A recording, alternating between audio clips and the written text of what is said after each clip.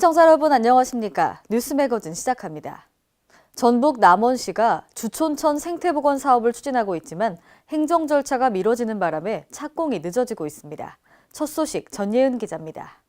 전북 남원 지역의 대표 하천인 주촌천 생태하천 복원 사업에 하천 기본계획 수립이 늦어지면서 차질을 빚고 있습니다. 남원시는 노암동 롯데슈퍼에서 어연 목기단지에 이르는 주촌천 3.45km에 오염 체정물 준설, 친환경 호환 정비, 콘크리트볼을 철거해 생태하천을 만들 계획입니다. 시는 주촌천과 한파천 일원에 국비 42억 5천만 원을 포함해 총 사업비 95억 원을 들여 2020년까지 시민과 함께하는 생태친수 공간을 조성키로 했습니다. 시는 이를 위해 지난해까지 실시 설계와 행정 절차를 마무리 짓고 올해 3월 본격 착공에 들어갈 계획이었습니다. 그러나 하천 기본계획 수립을 맡고 있는 익산지방 국토청의 행정 절차가 미뤄지는 바람에 착공이 미뤄지게 됐습니다. 익산국토청 하천계획 담당자는 5월 정도 지방하천 심의가 날 것이라고 말했습니다. 5월 정도 지방하천 심의가 나면 심의위원들의 의견이라든지 이런 것들을 반영을 해서 6월 정도, 7월 정도에는 고시가 가능하거든요. 남원시는 이에 따라 하반기부터 공사를 시작할 예정이라고 밝혔습니다. K랜 전예은입니다. 서울특별시와 농림축산식품부는 지난 6일 지속가능한 학교, 공공급식과 도농상생 정책 실현을 위한 업무 협약을 체결했습니다. 이번 협약을 통해 서울시는 학교 공공급식에 친환경 농식품을 공급해서 급식의 질을 한 단계 높입니다. 농식품부는 학교 공공급식을 통해 쌀 대체작물로 생산한 농산물과 친환경 농산물의 소비 확대를 도모할 수 있게 됩니다. 한편 농식품부와 서울시는 민관협치형 실무협의회를 구성, 운영하고 양 기관 간의 원활한 업무 추진을 도모할 예정입니다. 6월 지방선거에 나서는 공무원과 지방의원들은 오는 15일까지 사퇴해야 합니다. 전북 도의 경우 시장 군수에 도전하는 도의원이 전체 의원 중 절반에 달할 것으로 전망되면서 의회 본연의 기능이 마비되는 건 아닌지 우려의 목소리가 큽니다. 김경모 기자입니다.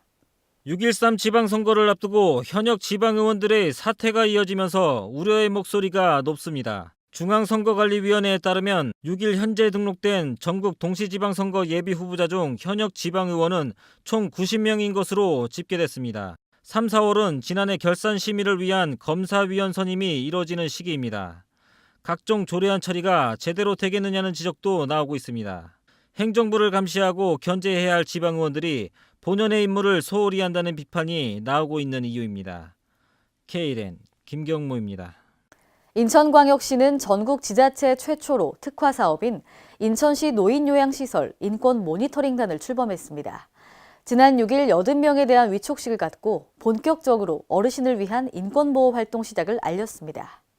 인권 모니터링단은 시설 내에서 이루어지는 인권 분야에 관한 추진 상황을 적극 모니터링합니다.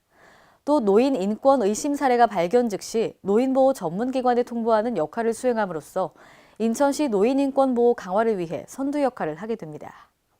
지방자치단체장들이 선거 땐 소통을 외치다가도 당선이 되면 소통 창구가 막혀버립니다. 단체장과 주민과의 직접 소통이 아쉬운데요. 장소라 기자가 전합니다.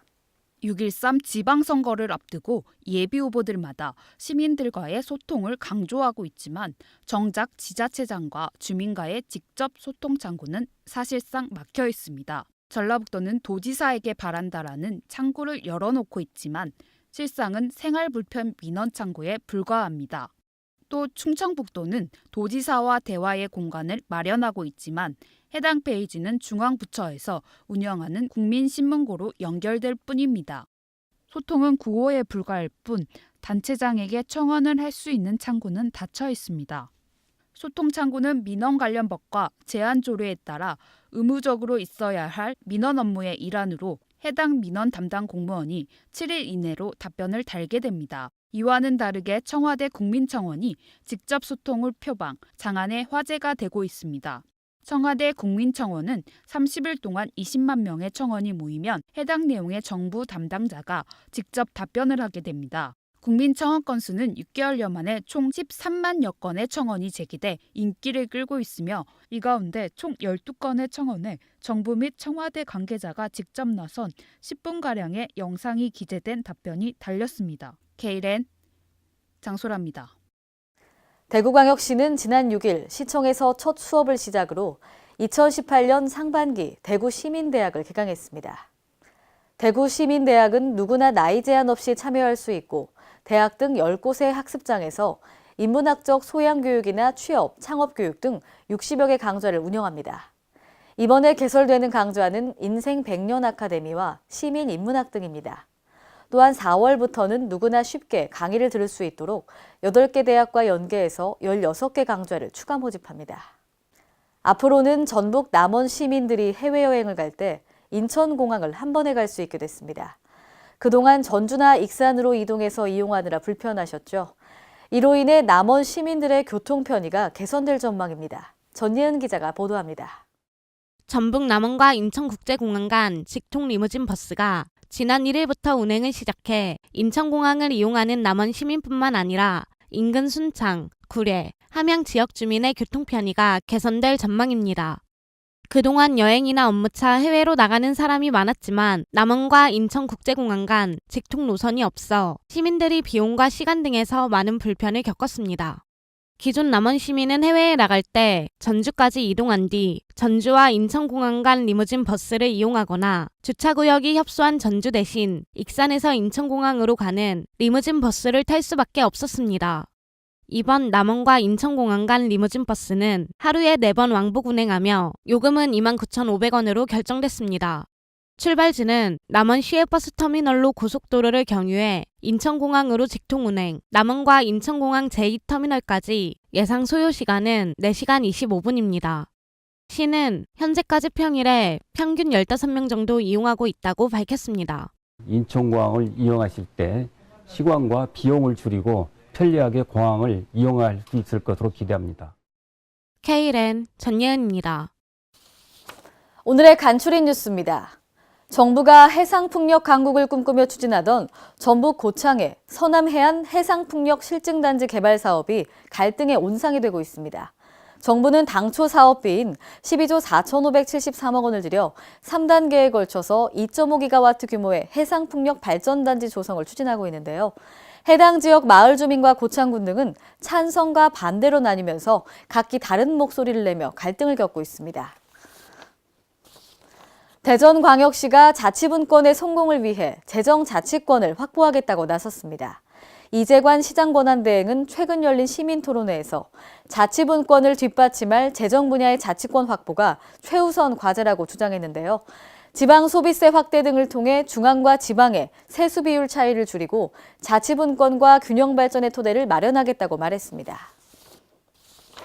전북 순창 지역의 신규 쌍암 농공단지가 조성을 마무리했지만 주인이 나타나지 않고 있어 애를 먹고 있습니다. 순창군 관내에는 쌍암 농공단지와 인계 농공단지 등 총 5개의 농공단지가 조성되어 있는데 분양률은 82%로 총 29개 입주 기업에 702명이 근무하고 있습니다. 그러나 작년 말 완공된 쌍암 농공단지의 현재 분양률은 32.2%인데요. 관내 전체 분양률 수치를 끌어내렸습니다. 이에 순창군은 쌍암 농공단지 내 오폐수를 공공하수처리장과 연계하는 사업을 2020년까지 완료한다는 구상입니다. 오늘의 단신입니다.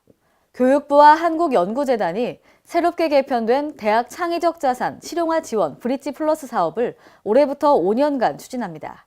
교육부는 대학마다 개별적으로 추진해온 기술 이전과 사업화 활동을 공동 이전, 사업화 중심으로 전환해서 캠퍼스 경계를 넘는 기술 융복합을 촉진한다는 방침인데요. 올해 브릿지 플러스 사업은 18개 교내외 대학에 학교당 평균 약 7억 원을 지원할 예정입니다. 사업에 선정된 대학은 대학 간 협력을 통한 융복합 기술 실용화와 산업체 수요 기반 실용화 프로젝트 추진 등을 수행합니다. 2018 평창 동계올림픽 기간 동안 국내외 관람객들로부터 뜨거운 호응을 얻었던 문화올림픽의 열기가 패럴림픽 기간에도 이어집니다.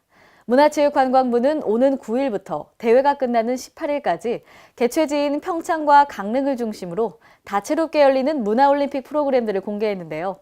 최첨단 미디어 예술 기술을 활용한 영상 전시와 화려한 쇼가 패럴림픽 대회 분위기를 한껏 끌어올립니다. 평창의 밤을 밝힐 불꽃쇼, 파이어 판타지 마법의 반을 비롯해 대규모 영상 프로젝트인 70MK 하나된 한국도 눈길을 끕니다. 또 장애인과 비장애인 작가들이 함께하는 프로그램도 마련되면서 패럴림픽의 그 의미를 더합니다. 이상으로 뉴스 매거진을 마칩니다. 시청해주신 여러분 고맙습니다.